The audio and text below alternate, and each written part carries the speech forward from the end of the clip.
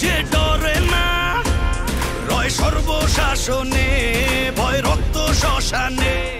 ধাপে ধাপে poster, teaser ও গান প্রকাশের মাধ্যমে এরই মধ্যে ঝড় তুলেছে শাকিব খান অভিনীত তুফান সিনেমাটি।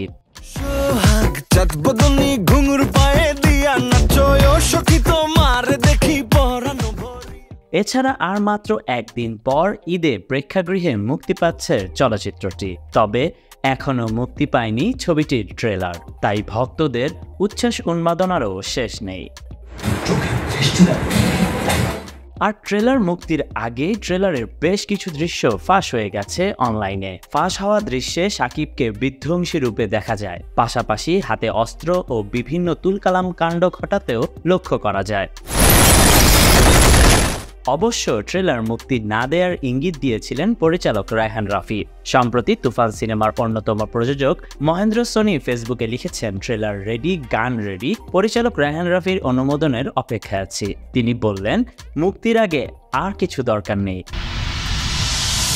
তুফান, খুব ভয় পাইছি রে। এখন ঈদের আগে ভক্তদের উন্মাদনা আরও বাড়াতে সিনেমা মুক্তির আগে ট্রেলার মুক্তি পাবে কিনা তাই দেখার।